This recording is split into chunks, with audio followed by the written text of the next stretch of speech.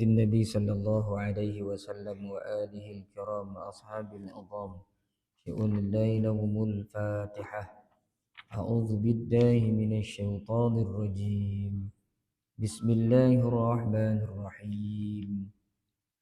الحمد لله رب العالمين الرحمن الرحيم مالك يوم الدين إياك نعبد وإياك نستعين اهدنا الصراط المستقيم صراط الذين أنعمت عليهم غير المغضوب عليهم ولا الضالين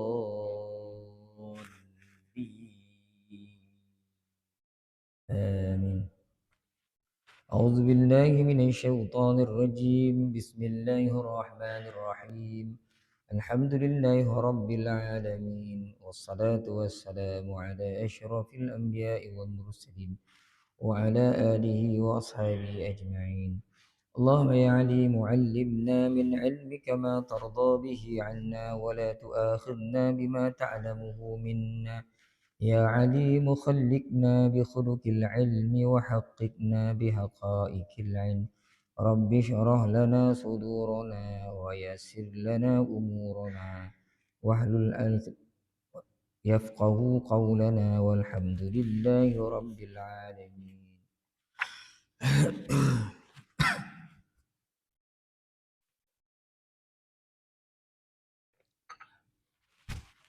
أعوذ بالله من الشيطان الرجيم. بسم الله الرحمن الرحيم. السلام عليكم ورحمة الله تعالى وبركاته. Alhamdulillah wassalatu wassalamu ala Rasulillah wa ala alihi wa sahbihi wa man walah. Ashhadu an la ilaha illallah wa ashhadu anna Muhammadan abduhu wa rasuluh. Qala rabbi shrah li sadri wa yassir li amri wahlul 'uqdatam min lisani yafqahu qawli, amma ba'. Yang berusaha pihak pengurusan masjid, ashabul fadilah, tuan-tuan guru, ketua-ketua masyarakat, datuk-datuk, datin-datin, tuan-tuan haji, puan-puan hajah, tuan-tuan, puan-puan, hadirin, hadirat yang dirahmati Allah Subhanahu wa taala sekalian. Alhamdulillah tuan-tuan, sama-sama kita panjatkan kesyukuran kehadiran Allah Subhanahu wa taala dapat kita salat subuh pagi ini berjemaah bersama-sama. Mudah-mudahan doa dan permintaan permohonan kita kehadiran Allah dimakbulkan insya-Allah. Mudah-mudahan kita akan sentiasa dipelihara oleh Allah untuk terus melakukan amal-amal kebajikan dan kita semakin bersemangat dan kita minta jauh daripada Allah, daripada kita semakin jemu melakukan amal ibadah, akhirnya kita terkeluar daripada kumpulan orang-orang yang bersemangat untuk memperbaiki ubudiah dirinya kepada Allah Subhanahu wa taala. Mudah-mudahan kita terus dipelihara insya-Allah. Allahumma amin. Jadi pagi ini tuan-tuan kita sambung kembali kuliah subuh kita. Kita bermula pada ayat yang ke-9 muka surat 157. Ayat yang ke-9 muka surat 157. Surah Al-Ankabut ayat 9. Allah Subhanahu wa taala berfirman, A'udzu billahi minasy syaithanir rajim. Bismillahirrahmanirrahim. Walladzina amanu wa 'amilus salihati lanudkhilannahum fis salihin. ومن الناس من يقول آمنا بالله فإذا أوذي في الله جعل فتنة الناس كعذاب الله ولئن جاء نصر من ربك ليقولن إنا كنا معكم أوليس الله بأعلم بما في صدور العالمين. وَلَيَعْلَمَنَّ اللَّهُ الَّذِينَ آمَنُوا وَلَيَعْلَمَنَّ الْمُنَافِقِينَ وَقَالَ الَّذِينَ كَفَرُوا لِلَّذِينَ آمَنُوا اتَّبِعُوا سَبِيلَنَا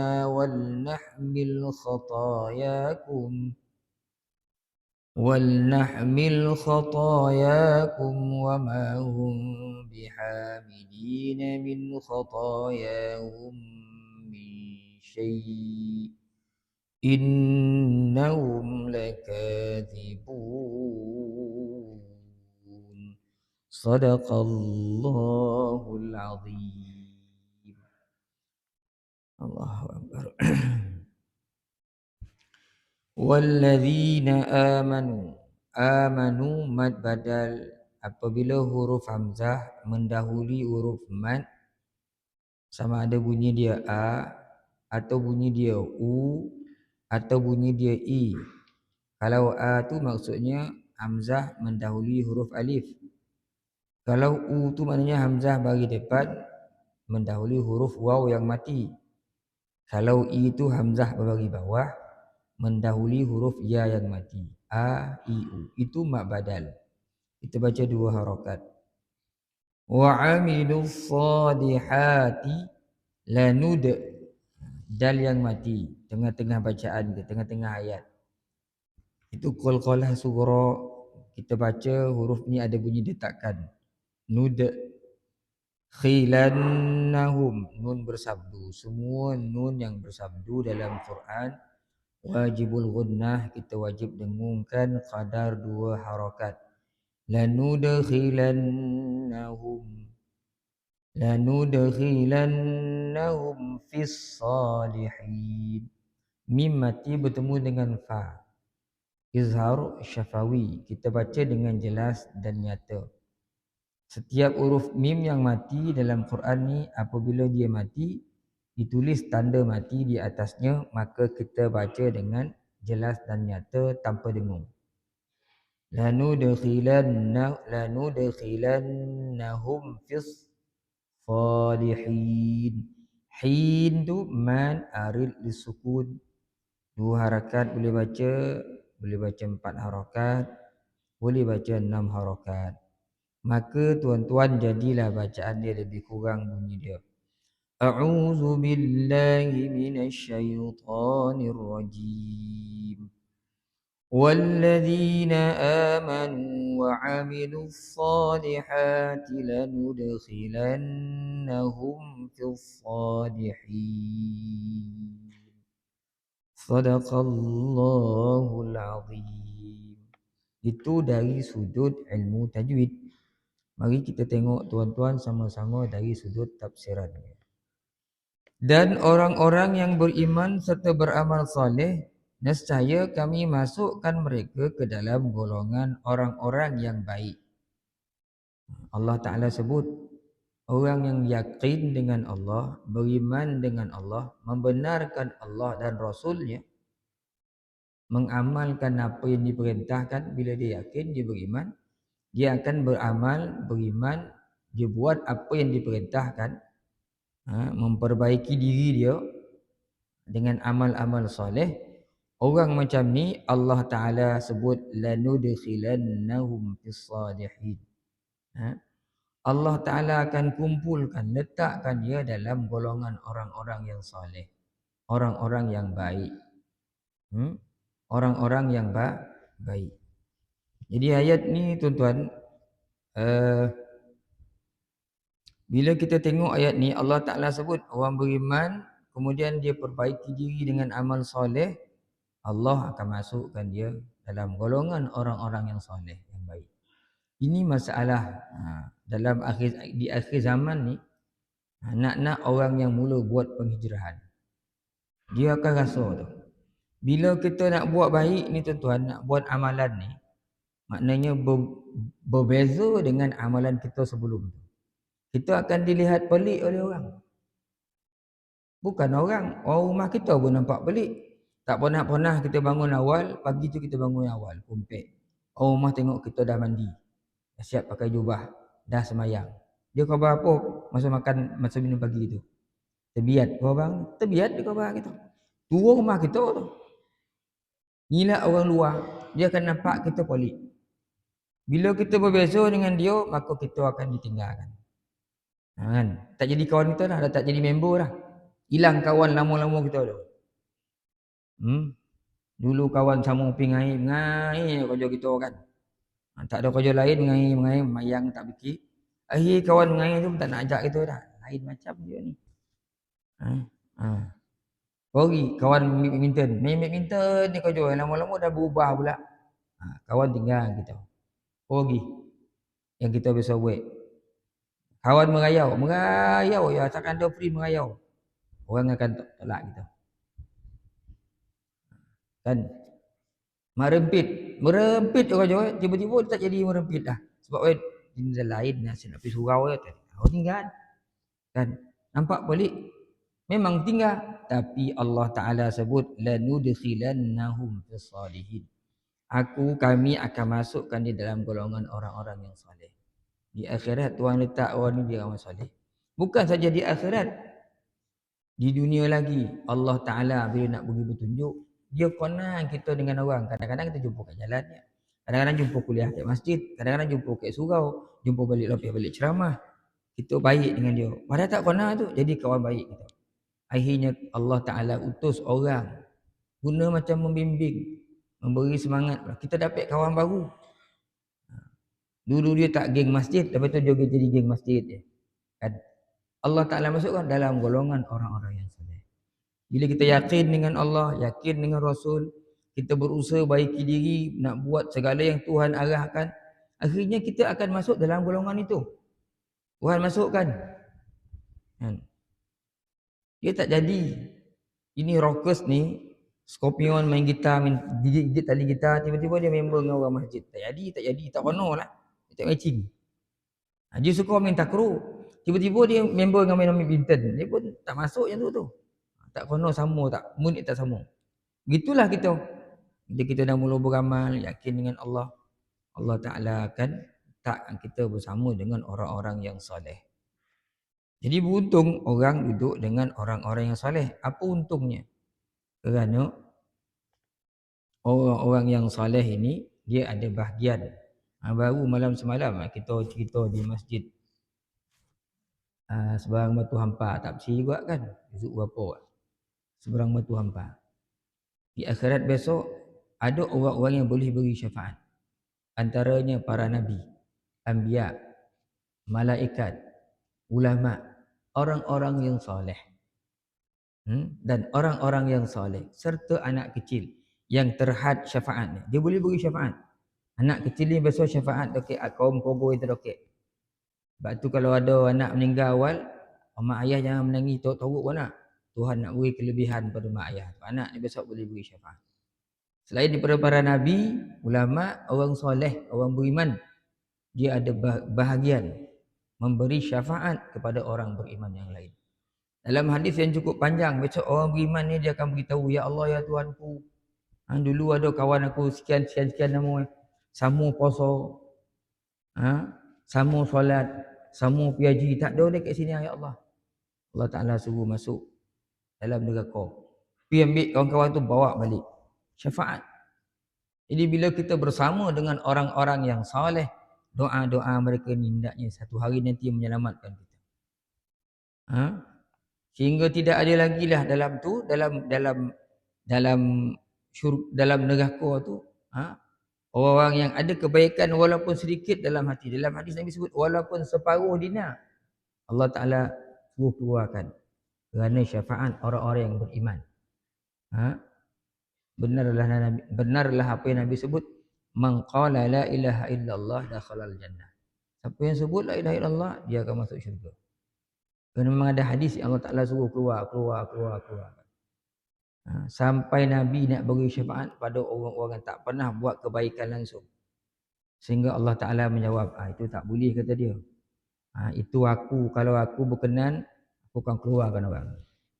Begitu keadaan ini tuan. Jadi orang yang beramal soleh, dia akan duduk dalam golongan orang yang soleh. InsyaAllah orang-orang yang soleh ni akan Antaranya ada yang akan memberi syafaat kepada sahabat-sahabat. Kemudian ayat yang berikutnya tuan-tuan, ayat yang ke-10.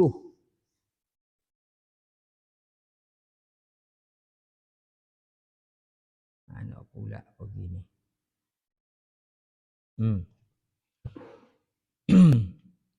Dan di antara manusia itu ada yang berkata, kami telah beriman dengan Allah. Maka apabila mereka disakiti dalam menegakkan agama Allah, dijadikannya fitnah, tekanan manusia itu sama dengan azab Allah. Dan sekiranya pertolongan dari Tuhan engkau telah datang, mereka berkata, sesungguhnya kami sentiasa bersama kamu. Bukankah Allah itu lebih tahu apa yang ada dalam hati manusia? Ini Allah Ta'ala nak ceritakan perihal sekelompok manusia yang kita panggil munafik, bermuka-muka. Kita ambil dulu kefahaman ayat ni tuan-tuan. Apa sifat orang ni yang Tuhan cerita ni? Allah Ta'ala ada di kalangan manusia atas muka bumi ni, dia kata dia beriman. Kalau kita kata dia kafir, dia marah. Kalau kita kata dia hipokrit pun dia marah. Munafik, dia marah. Dia kata dia beriman. Tapi bila Tuhan uji dia, beri dia mihnah, ujian dalam menjalankan agama ni, beramal dengan agama ni, dia pun rasa ini siksaan daripada Tuhan. Maka dia pun tinggalkan agama itu, kembali menjadi murtad. Ataupun dia jadi orang yang tak bersungguh-sungguh lagi untuk memperjuangkan agama. Ditinggalkan agama itu perlahan-lahan. Kalau sekiranya pertolongan dari Tuhan datang, dia berkokok balik. Dia kata sesungguhnya kami sentiasa bersama kamu. Bila dia rasa rugi, dia tinggal agama tu. Bila dia nampak kawan-kawan yang memperjuangkan agama dapat keuntungan, dia pun sama-sama lah. Ngakulah dia beriman. Bukankah Allah itu lebih tahu apa yang ada dalam hati manusia seluruh Adam? Di sini Allah menceritakan tentang perangai orang-orang munafik. Iaitu, ada di antara orang-orang munafik itu mula-mula dia mengaku beriman dengan Allah hanya dengan mulutnya sahaja. Dia mengaku beriman, tetapi apabila dia didatangi oleh suatu ujian, cubaan atau merupakan fitnah di dunia ini, tak dapat mempertahankan agama Allah. Disangkakannya fitnah itu merupakan seksaan Allah kepada mereka, lalu murtad. Keluarlah mereka dari agama Islam dan menjadi kufur kembali. Ni ada Allah Ta'ala cerita orang-orang yang membenarkan Tuhan, mengesakan Tuhan hanya sekadar lidah. Dia nak buktikan keimanan dia hanya sekadar lisan dia.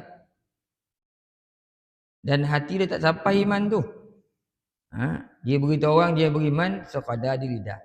Sebenarnya di hatinya tidak begitu nak kuat beriman pada Allah Subhanahu Wa Taala. Sehinggalah apabila dia disakiti, dia diuji, akhirnya dia pun meninggalkan Islam itu. Ni Allah Ta'ala cerita zaman Nabi dulu ada orang macam ni. Teruk ditekan orang musyrik, akhirnya dia pun murtad. Zaman kita ni ada juga tuan-tuan, taklah sampai murtad. Tapi akhirnya dia tinggalkan usaha dakwah tu. Nak junjung agama ni, nak angkat agama ni, tinggikan syiar ni, dia tak nak buat dah. Dia tinggalkan. Perjuangan menegakkan agama Tuhan ni dia tinggalkan. Kerana apa? Dia dapat tekanan. Dapat tekanan. Dia diugut. Dia dibuat macam-macam. Akhirnya dia pun mengalah. Maka usaha meninggikan agama tu ditinggalkan. Tak nak payah bawa Islam ni macam-macam. Kiri kanan depan belakang orang seorang. Maka ditinggalkan agama itu.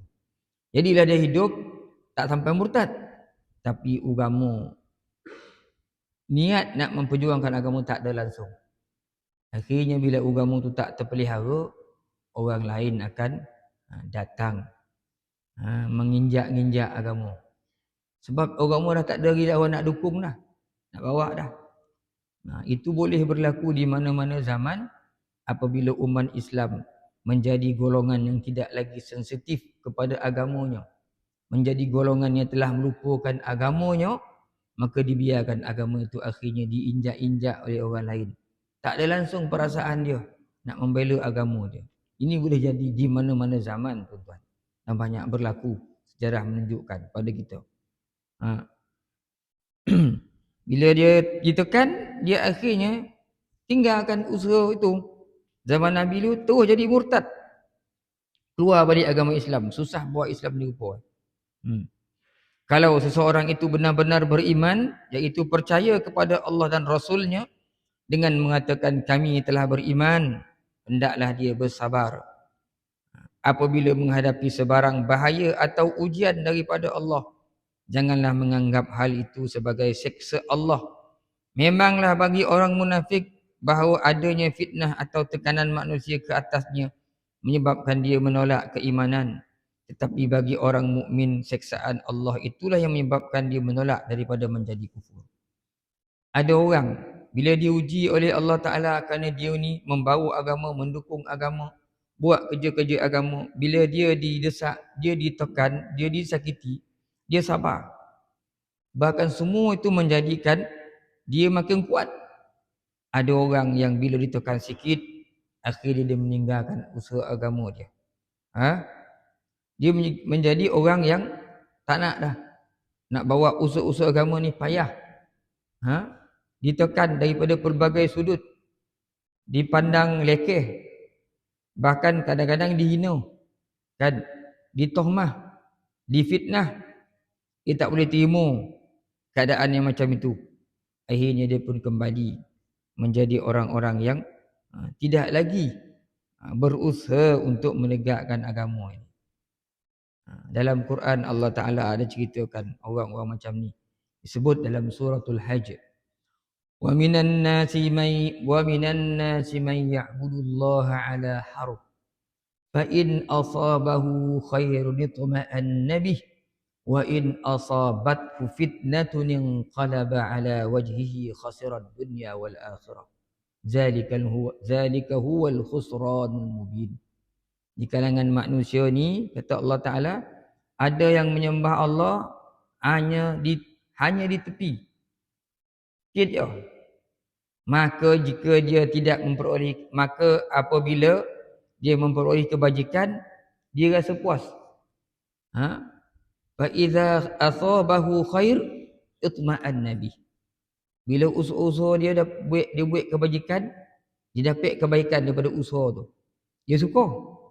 Wa in asabathu fitnah inqalaba ala wajhihi.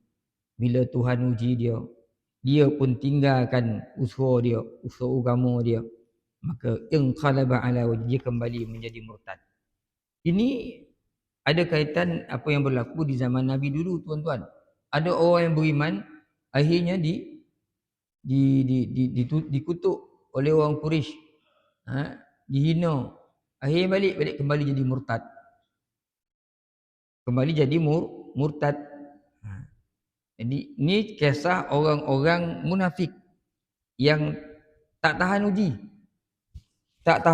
uji. Akhirnya kembali menjadi murtad, meninggalkan agama Allah Subhanahu wa taala. Adapun orang yang beriman, imannya tidak goyah. Seperti Nabi dan para sahabat. Walaupun diganggu gugat, diancam, difitnah, dikatakan macam-macam, diletakkan pada dia segala kesalahan yang tak dilakukannya, atau apa lagi cubaan fitnah dalam memperjuangkan agama ni, tak ada masalah kat dia. Sikit je. Sebab Nabi kena lagi teruk daripada tu. Nabi dihalau daripada tanah air, dikeluarkan, nak dibunuh berapa kali. Itu Nabi Muhammad sallallahu alaihi wasallam. Sebab itu Nabi sendiri sebut, laqad uzitu fillahi wa ma yu'za ahad. Aku ni telah disakiti kerana mempertahankan agama Allah ni. Sementara kamu semua tak sakit, tak ada seorang pun yang macam aku ni. Sebab itu Sayyidina Aisyah sebut, kalau yang apa yang Nabi rasa ni bagi ke orang lain mati dah. Nabi sebut laqad uzitu fillah. Aku ni memperjuangkan agama ni macam-macam. Uzid. Aku ni disakiti. Wa ma yu'za ahad. Sedangkan kamu semua tak ada seorang pun yang kena macam aku kena ni, kata Rasulullah sallallahu alaihi wasallam. Sebab itu kalau kita buat kerja-kerja agama ni, bila orang bising tak peduli je lah. Peduli lah. Jadi kita buat urusan agama ni. Kita buat terus. Memang di sana akan ada cubaan dari Allah. Akan ada orang-orang yang tak apa nak berminat dengan urusan agama ni. Kita akan hadapi tu. Kadang-kadang duk jadi imam pun jadi isu. Ni satu masjid ni. Ini dalam Negeri Sembilan ni, tapi tak boleh tahu masjid mana. Kita pergilah numpang situ. Bukan numpang apa, sebab ada saudara tu. Pergi raya, semain raya kat tu. Dia berburak sama-sama dia bawah tu. Orang tua ni. Asyik keluarga dia jadi imam. Bagilah orang lain. Orang lain ada juga anak Hafiz tu. Itu pun jadi isu. Gaduh. Dia ada anak ngaji tahfiz. Anak orang ni ngaji tahfiz. Tapi orang ni anak selalu pergi surau. Betul tak dah pergi surau? Abah pak saudara memang orang kuat surau lah. Jadi bila orang kuat surau ni malas nak cari-cari orang payah, ambil anak buah jadi imam. Hari pertama tahun ni, tahun depan selalu jadi imam budak ni. Ayah seorang budak, anaknya tahfiz juga. Tapi tak pernah muncul muka tu ke surau ke masjid. Bila dia datang masjid tengok orang tu jadi imam, jemputan ni kaya dia dah bunyi. Cik gogo dia jadi imam, anak dia tahfiz juga tak dia. Sekali pergi dia jadi imam. Itu pun dah jadi nak bergaduh tu. Masalah orang hari ni. Masa kita semayang kita majlis tak nak, tak ada. Masa raya datang dia dengan tongkolok dengan samping dengan berbagai lepas tu dia datang nyambu orang kerja Dia datang nyambu orang ya. Ini tak tahu apa surau ni. Apa nak tanam pokoknya kesnya kupaklah apa tu longkang surau tu. Dah bertahun dah pokok mangga tu kat situ tak ada masalah pun, tak ada kupak pun. Aju datang dia ngomen orang. Oh ide. Jomi ni tak boleh pasang macam ni. Datang komen orang ya. Masa kita buat kerja urusan bertahun-tahun tak ada pun dia datang nak. Sekali datang dia nyambu macam mula todung. Kita bila korang sombong bongilah kita. Kan? Bertahun-tahun kita buat kerja tu, kan? Kita habis nyawa kita kat situ. Dia datang-datang bukan nak bagi idea yang membina. Dia bagi kutukan yang meruntuhkan pula. Ada jenis macam tu. Kita pula janganlah apa tuan-tuan. Macam tu lantaklah malas senayan dia dah. Kita punya orang kalahkan. Itu biasa tuan. Itu biasa. Buat kerja agama ni. Tuan-tuan tengoklah. Siapa yang lokek dengan agama ni, dia buat urusan agama ni, dia pasti akan diuji oleh Tuhan. Dia pasti akan diuji oleh Allah Subhanahu Wa Taala. Jadi kita jangan jadi orang yang bila kita buat kerja ni kita nak dapat yang baik je. Tak, kan ada orang yang pandang kita ni buruk. Dia seorang lah baik, dia seorang lah pergi surau dia. Cakap-cakap macam tu memang dah biasa dah kat telinga kita ni. Kan peduli je lah. Sabarlah kita. Bila kita sabar, masuklah dalam maksud ayat innallaha yuwaffaz innama yuwaffas sabiruna ajrahum bighairi hisab. Sesungguhnya orang yang sabar tu Tuhan sempurnakan ganjaran pahalanya dengan tak berkira langsung. Jadi kita sabarlah. Setengah ahli tafsir menyebutkan bahawa manusia itu dalam perkara agama ada 3 macam. Bismillahirrahmanirrahim. Dalam urusan berkaitan agama ni ada 3 jenis manusia. Ahli tafsir bagikan. Satu, orang-orang mukmin yang baik kepercayaan dan amalannya zahir dan batin. Orang yang beriman sungguh-sungguh, dia sayang ke agama dia suka buat kerja-kerja kebajikan. Dia rasa tenang jiwa bila campur dengan orang-orang macam ni. Satu fikrah, satu kerja, satu pemikiran, dia rasa aman. Renuk dia. Walaupun dia buat benda yang sama. Pagi pergi masjid, petang pergi masjid, tengah hari pergi masjid, malam pergi masjid, dengan orang berucap, dengan orang bersyarah, tu balik-balik. Itulah dia buat campur dengan kawan, itulah benda dia rasa seronok. Ini orang betul-betul beriman. Ada golongan yang kedua, orang yang terang-terang menolak agama dan mengingkarinya, itu kafir pada lahir dan batinnya. Ini orang yang betul-betul kafir dengan Allah. Maknanya bukan orang yang tidak menerima agama. Ini orang yang kafir. Dia tak peduli agama. Golongan ni banyak. Ada jenis yang dia tak peduli. Dia hidup dalam muka bumi ni dia sama macam makhluk Tuhan yang lain. Dia nak cik makan dia. Tak ada masalah golongan ni. Dia cik makan dia. Kan? Dia tak ganggu kita. Dia tak ganggu kita. Pokok dia kau lah kan. Kok dalam dunia ni orang ni macam dia macam ni lah. Macam kucing, macam burung pati tu lah. Dia makan kan dia tak kacau orang. Dia cari makan dia je. Golongan yang kedua ni. Ada yang bahaya sikit. Dia cari makan. Dalam masa yang sama, dia nak makan orang pula. Aduh. Ni yang tadi tak beriman ni. Yang jenis macam burung pati ni, kita dokek dia lari. Kita dokek dia lari kan. Dia cari makan dia ya. Macam kucing, macam burung pati tu. Itu tak ada masalah orang ni. Walaupun dia tak beriman. Dia memang tak ganggu orang. Tak peduli, tak payah peduli dia. Dia dengan dunia dia je. Ada satu golongan lagi daripada golongan yang kedua ni, dia bahaya. Dia sifat tak macam kucing, dia macam harimau. Dia dapat cik makan, dan masa yang sama dia akan makan orang. Bukan orang, ompuk orang pun nak makan, dengan orang sekali dia nak makan. Itu golongan cukup bahaya. Itu yang berlaku di Madinah. Saya sebut tuan ni sempena mak hijrah ni. Aman tadi kita ceramah mak hijrah mana ya? Sombong. Tuan tengok. Saya selalu sebut, dunia ni akan aman bila Islam yang Tuhan turunkan ini diamalkan ke orang. Islam tu bukan berada dalam kotak je, dia ada dalam hati manusia. Confirm dunia selamat dengan tidak mengira apa pun bangsa orang tu, dunia akan selamat. Letaklah berpuluh beratus bangsa setompek, semua Islam, dunia selamat. Dunia akan jadi tidak selamat bila Islam tak ada dalam hati makhluk yang hidup dalam muka bumi. Walaupun kat muka bumi itu satu bangsa je, ada Melayu je, ataupun ada Arab je, dunia takkan selamat. Bukan saya sebut, sejarah menyebutkan Allah Ta'ala titipkan dalam Quran. Di Mekah, kita tengok masa mula-mula Islam turun. Zaman jahiliah, Islam tak ada. Siapa duduk kat Mekah tu? Bangsa Arab Quraisy. Apa jadi? Anak perempuan lahir dibunuh. Orang perempuan tak diberikan hak macam orang perempuan. Dia boleh dijual beli, boleh digampih-gampih macam barang perniagaan pada ketika itu. Yang kuat akan menindas yang lemah. Dunia hari itu dikuasai oleh orang-orang yang kuat. Sebab apa? Ketika itu tak ada Islam. Orang tak beramal. Siapa yang buat itu? Orang Arab Quraisy. Kenapa bila Nabi datang, tiba-tiba sebahagian Arab Quraisy jadi baik? Orang yang dulu bunuh anak, dia tak bunuh anak dah. Akhir dia jadi orang yang menegakkan agama. Siapa buat itu? Itulah orang yang menegakkan agama, itulah orang yang pernah tanam anak dulu. Berubah. Adakah bangsa dia yang mengubah dia? Bukan bangsa dia. Agama yang dia bawa dalam hati yang mengubah dia. Itu yang berlaku pada Sayyidina Abu Bakar, Sayyidina Umar, Sayyidina Osman, Sayyidina Ali. Sayyidina Ali kocik kita Islam. Berlaku pada pejuang-pejuang agama yang lain yang dahulunya di zaman jahiliah mereka teruk, tapi bila agama masuk mengalir dalam hati, mereka berubah. Yang mengubah mereka adalah agama. Aman Mekah tu. Lebih aman lagi bila Rasulullah pindah ke Madinah. Kenapa? Di Madinah semua orang Arab menerima agama. Ubud aman sikit-sikit dia sebab apa? Ada yang bukan bangsa Arab. Bangsa apa? Bangsa Yahudi. Madinah pun tak jadi aman. Sebab apa? Ada satu bangsa nama Yahudi.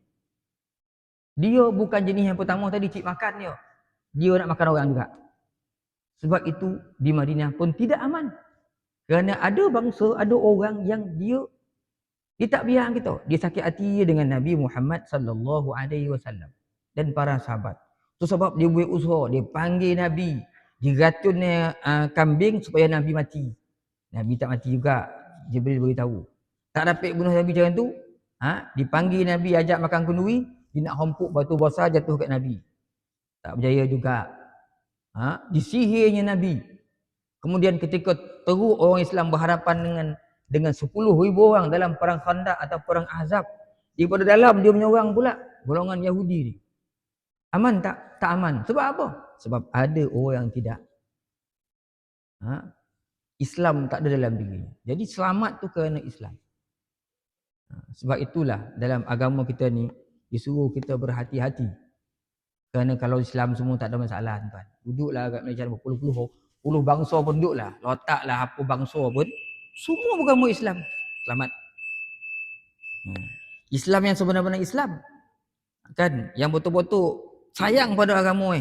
Kau tak sayang agama jenis munafik ni masalah juga. Dia ada kepentingan lain pula nanti. Itu golongan yang kedua. Sebab tu orang Islam dia kena berhati-hati dalam kehidupan ini. Kalau tidak nanti tuan-tuan berlakulah seperti banyak negara yang lain. Akhirnya agama dia akan diinjak-injak, dipelekehkan oleh orang. Kita lah yang orang Islam nak jaga Islam, siapa lagi kalau bukan orang Islam sendiri. Tiga orang yang lahirnya beriman tetapi batinnya kufur, iaitu orang munafik. Ini orang yang bermuka-muka. Dia jumpa kita, dia jadi geng kita lah. Dia samalah bercerita macam cerita kita. Tapi bila dia balik kembali kepada kumpulannya, dia kata aku main-main je kat situ tu.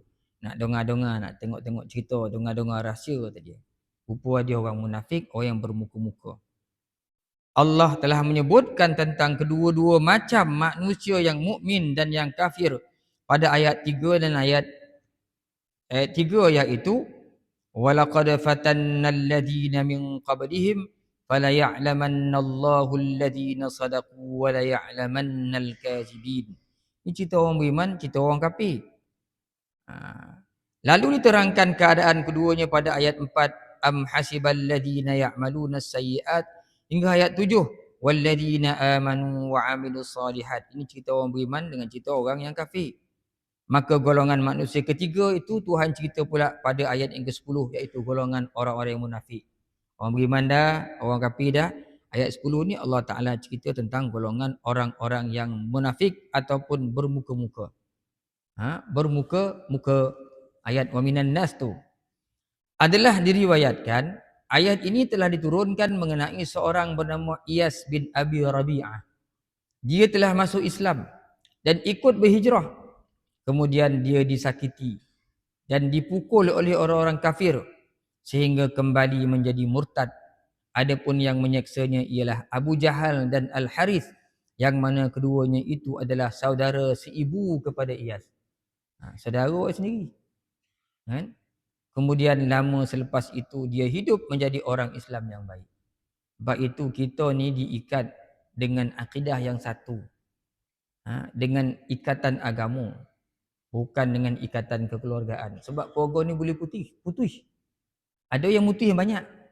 Tanah boleh putihan ikatan keluarga ni.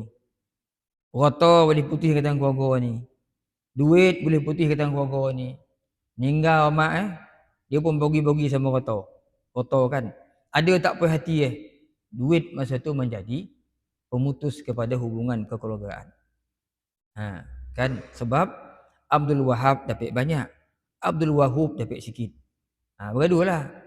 Abdul Wahid pula goram dia nak banyak lagi kan. Bergaduh-gaduh. Masa tu duit lah. Itu juga orang ni 9 ni selalu dia tak berebut itu, dia berebut tanah pula. Tanah hujung kampung tu amak bun nama den kan, dah marah abang pula. Kan. Yo kau perempuan, tak ada orang ada pepatih sekarang dah. Dia dah mengemuk adik-adik pula dah. Kan. Baru ni datang orang jumpa saya ustaz.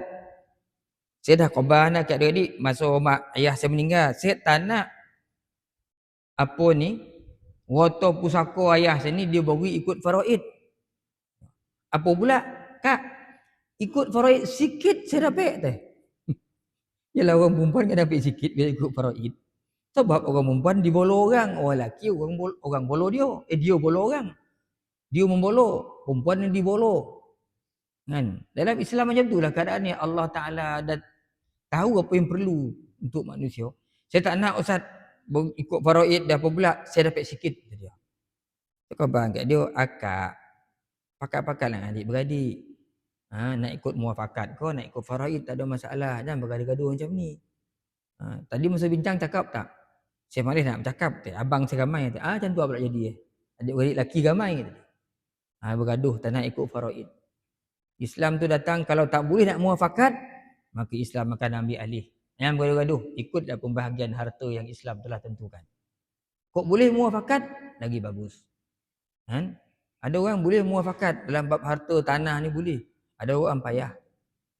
Saya dah jumpa orang kat sini. Orang Padeh saya jumpa. Mak tinggal duit banyak. Akak yang seorang. Suami dah tak tahu dah meninggal. Akhirnya dia bagi ompok dia tu dia dapat. Dia bagi yang ke akak supaya akak tu banyak dapat lagi. Payah nak dapat yang tu tuan. Berapa puluh-puluh ribu dia dapat. Akhirnya dia ada kerja. Dia ada anak. Akak ini sebatang karo empat tak ada anak, tak keturunan Kan tak ada lawan jago. Sebab beberapa hal payah. Empuk dia tu dibagi pada akak. Sebab tanya saya, tak apa kau Ustaz, kau tak pasal kau ni. Apa pula jadi kau tuan. Pokok dia tuan nak bagi siapa-siapa, dia boleh bagi akak.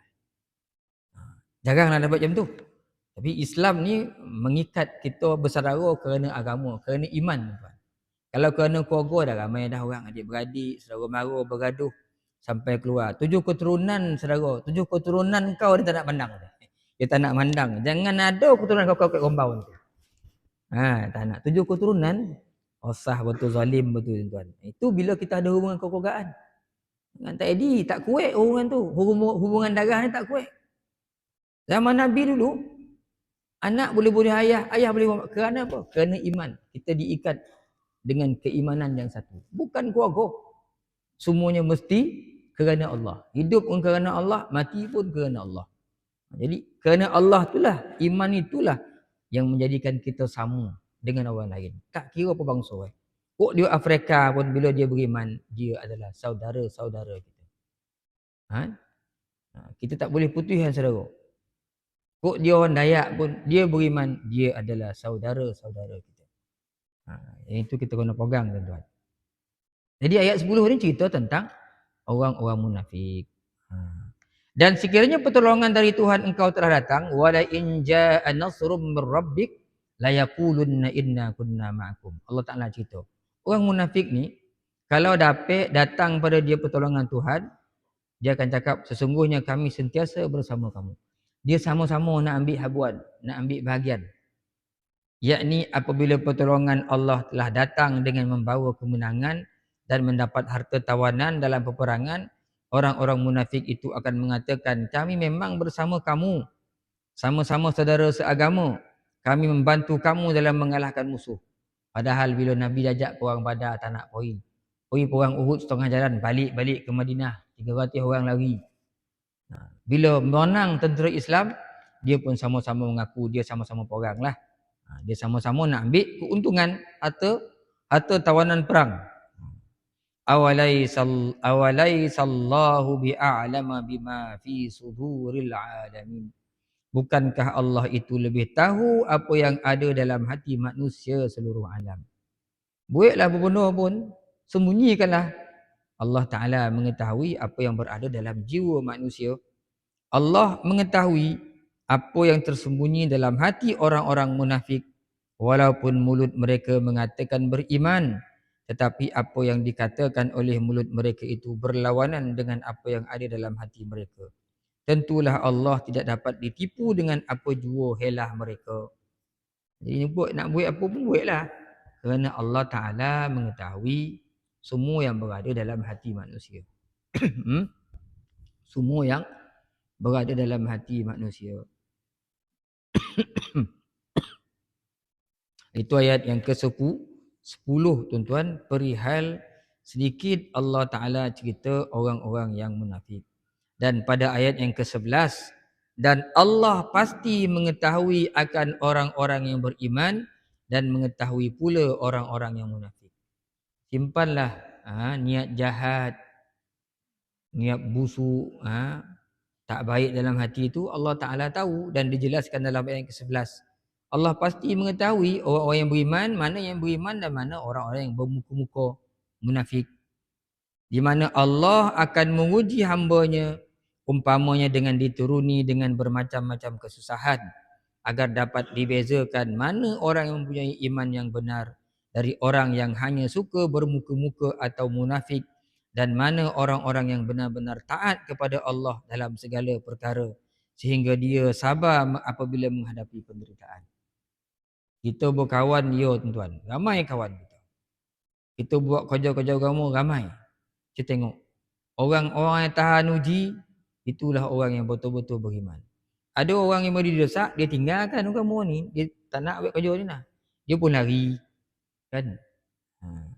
Lemahlah iman orang tu. Allah akan memberi pahala kepada orang yang sabar itu kerana sentiasa menyerahkan urusannya kepada Allah. Tetapi siapa yang menderhakai Allah dengan melakukan maksiat, semasa dia menerima ujian yang berat dan kesusahan yang amat sangat sehingga dia tidak dapat bersabar. Dan inilah perangai orang-orang munafik, maka Allah akan memberikan pembalasannya setimpal kepadanya. Kita ada Rasul Muhammad sallallahu alaihi wasallam. Kita tengok apa yang Nabi terima. Apa yang Nabi terima ketika mengatakan dia adalah inni Rasulullah, kan? Inni Rasulullah. Dikatakan dia gila, dikatakan ahli sihir, dikatakan dia penyair, orang nak bunuh dia, lari bawa diri sampai ke Mekah. Allah Ta'ala arah dia pergi ke Mekah. Macam-macam tuhmahan. Setiap kali dia bercakap dengan orang, ada yang ikut. Orang katakan dia pembohong. Diperangi sampai akhir hayat Nabi, diperangi Nabi itu. Tetapi akhirnya Allah Ta'ala berikan kekuatan. Itu juga yang berlaku kepada Nabi Yusuf. Adik-beradik dongki sama-sama dia. Bawa main ke padang pasir. Jerahak dalam peri buta. Kono cokau lah ke orang. Dijual lah jadi hamba. Boli dia orang kaya, Mesir. Kono fitnah pula. Fitnah pula nak apa ni? Apa tu? Fitnah berzina dengan isteri Al-Aziz. Kono penjara 7 tahun masuk penjara. Dan penjara Allah Ta'ala keluarkan. Akhirnya apa? Jadi orang yang menjaga perbendaharaan negara Mesir. Dulu abang-abang yang mengenai dulu akhirnya jadi beriman. Jumpa balik ayah. Bertahun-tahun Nabi Yusuf terpisah daripada Nabi Yaqub. Bukan senang bawa agama tuan kan. Nabi Musa gitu juga. Sampai akhir musafir, sampai ke Madian daripada Mesir, lari. Dilolah dia orang, terpaksa bolah laut. Kan? Pergi ke Madian. Balik-balik ke Mesir. Orang pula dengan Fir'aun. Semua Nabi begitu. Sunnah orang yang bawa agama ini tuan, dia pasti akan diuji oleh Allah Ta'ala. Banyaklah ujian-ujian tu yang kita kena sabar tuan-tuan. Dan di situlah nampak jelas orang-orang yang beriman, dia tetap akan kukuh pendirian dia. Walaupun dia diuji, digugat. Dan ke situ kita tengok orang-orang yang akan lari daripada perjuangan. Orang yang bermuka-muka, dia tak boleh menerima kesusahan. Dia nak hanya kesenangan duniawi saja. Bila dia susah sikit, dia akan lari lah. Dia tinggalkan. Tak mahu dia dah. Kan? Susah kata dia. Jadi tuan-tuan, ada banyak kerja-kerja agama ni yang kita nak buat. Urusan dakwah agama ini. Sebahagiannya kita jadi AJK masjid, AJK surau ni kerja-kerja agama tuan. Yang kalau tak betul-betul kita jadi marah. Banyak kan? Pengurusi baru tak sampai semenggal keluar dah. Benci dia siasat. Apa pula tuan? Tuan bagus saya tengok. Bawah tuan masjid ni jadi imarah okey. Yo imarah ustaz. Telinganya sakit. Merah telinga ni pula. Orang khabar saya minta darah duit. Orang khabar saya suka hati saya. Orang khabar saya tak mesyuarat. Itulah deh. Yo tuan ni hidup ni. Kan? Hidup kita ni. Selagi nama dunia. Mesti ada baik, mesti ada buruk. Tuan buat kerja apa pun. Baik buruk tu kan ada. Tak ada orang semua suka kita je. Kita yakin akan ada orang benci kita. Tapi dalam keadaan ada orang benci tu, ada orang suka kat kita. Janganlah risau. Janganlah risau. Kan? Ni malah saya Ustaz. Saya kepala saya ni berputar mikir macam mana nak jadi masjid, jadi surau ni okey. Orang tak cakap macam-macam. Dia khabar saya ambil duit masjid lah. Dia khabar saya suka buat tindakan sendirilah. Dia khabar saya tak mesyuarat dengan orang lah. Macam-macam. Macam-macam tu. Padahal tu kita bukan jadi Perdana Menteri pun nak dirampai-rampai. Jadi pengurusi masjid. Ya kadang tu. Kadang tu jadi pengurusi surau ya. Jadi siap pun bergaduh. Dia jadi siap kata dia. Lah tak jadi siap pun boleh ngomel surau tu. Dia tak nak. Dia nak orang tahu. Kerja bos surau ni saya buat. Bukan orang lain buat. Itu pun ada juga orang jenis macam tu. Orang tak faham kita. Tengok orang jenis tak faham kita. Tak boleh terbolok tu kat mikir. Sama-sama lah komeh kan. Tak dia nak gelaran siap tu kat dia. Biar orang tahu ni masjid ni surau ni komeh elok. Ni pokok-pokok jaga bertrim. Sebenarnya kerja. Dia nak macam tu. Aku macam tu tak payahlah kerja masjid surau macam tu. Kan. Pasang TV ni lah. Pasang TV apa tu. Ni lah. Tuan-tuan tahu tak dalam sebuah masjid. Tu TV tu bergaduh. Apa bondo Orang sembahyang akan berjalan-jalan. Paning lah pasal pandang. Yang kau pergi pandang TV tu siapa suruh kau pandang lah ke bawah. Tu nunjukan dia pun sembahyang tak khusyuk. Marah tu.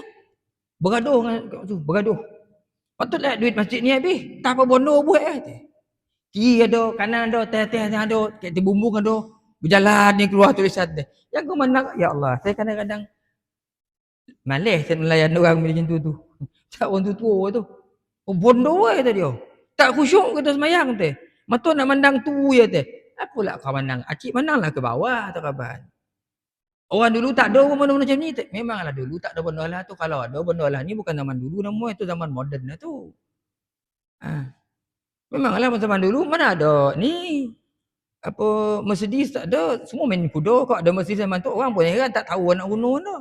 Ni zaman sekarang macam tu perlu orang nak tengok pakcik nanti tahulah orang hari ni kuliah ustaz ni banyak kebaikan ni, makluman pun ke orang datang.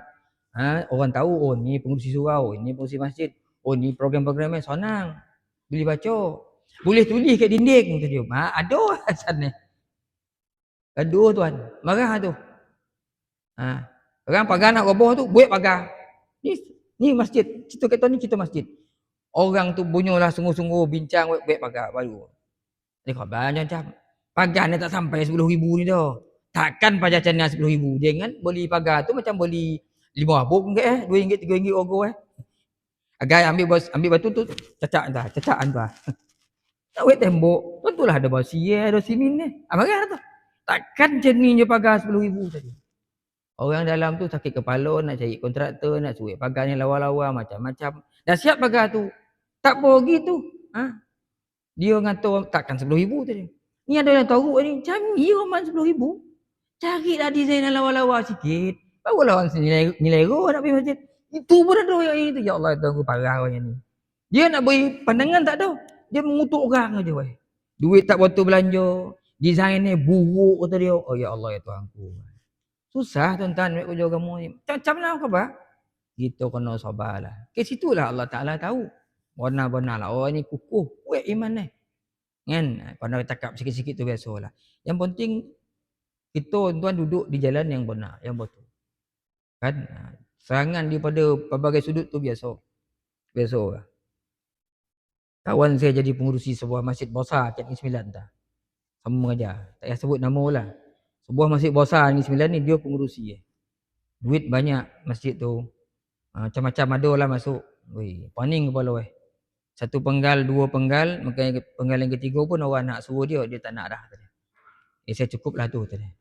Saya bagi pula orang lain supaya orang lain rasa pula macam mana jadi pengurusi di sebuah masjid yang besar yang duit beratus-ratus ribu. Kan? Bukan nak lari dia ustaz tadi. Saya nak bagi orang lain pula. Biar dia rasa. Dulu kau bising-bising, kau duduk tempat ni kau rasa pula. Macam mana cubaan nak jadi pengurusi. Megang duit. Kan? Tuan-tuan.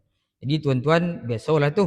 Allah Ta'ala sebut, وَلَا يَعْلَمَنَّ اللَّهُ الَّذِينَ آمَنُوا وَلَا يَعْلَمَنَّ الْمُنَافِقِينَ. Allah Ta'ala pasti akan mengetahui orang beriman. Setelah diuji, Allah Ta'ala pasti juga akan tahu orang-orang yang munafik. Akhirnya tuan-tuan, saya tutup kuliah kita pada pagi ini dengan ayat Al-Quran surah Muhammad yang dicatatkan oleh Ustaz Ahmad Sun Haji ni dengan bunyinya. وَلَنَبْلُوَنَّكُمْ حَتَّى نَعْلَمَ الْمُجَاهِدِينَ مِنْكُمْ وَالصَّابِرِينَ وَنَبْلُوَ أَخْبَارَكُمْ. Dan sesungguhnya kami, yakni Allah, pasti menguji kamu sehingga kami mengetahui siapa di antara kamu yang benar-benar berjuang dan berhati teguh, dan kami hendak menguji berita kamu.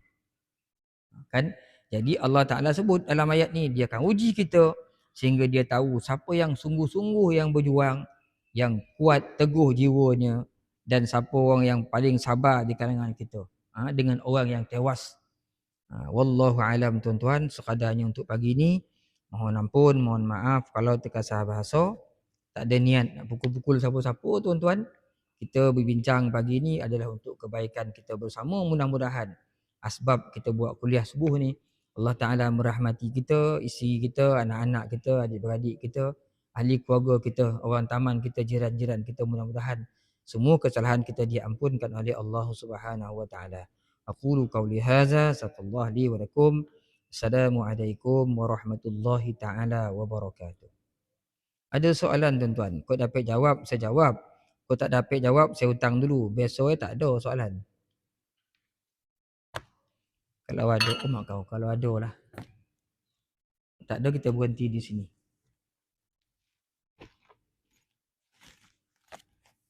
Bismillahirrahmanirrahim.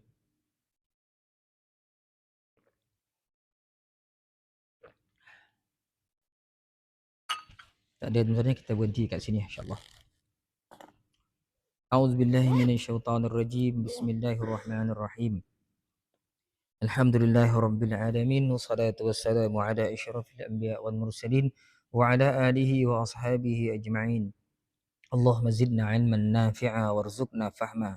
Allahumma rzuqna fahman nabiyyin wa hifdzal mursalin birahmatika ya arhamar rahimin. Allahumma ya muqallibal qulub sabbit qulubana ala dinika wa ala ta'atik. Allahumma rzuq awladana bin najahi fi kulli imtihanihim birahmatika ya arhamar rahimin. Allahumma zallil lahum su'ubata amrihim wa sahhil alaihim masyaqqata darasatihim warzuqhum minal khairi aktsara mimma natlub wasrif anhum kulla syarrin innaka ala kulli syai'in qadir walhamdulillahi rabbil alamin. Tasbih kafarah dan suratul Asr. Subhanakallahumma wa bihamdik asyhadu an la ilaha illa ant astaghfiruka wa atubu ilaik. Bismillahirrahmanirrahim. Wal 'ashr. Innal insana lafi khusr illa alladhina amanu wa 'amilus shalihat wa tawasaw bil haqq wa tawasaw bis sabr. Wallahu a'lam bissawab.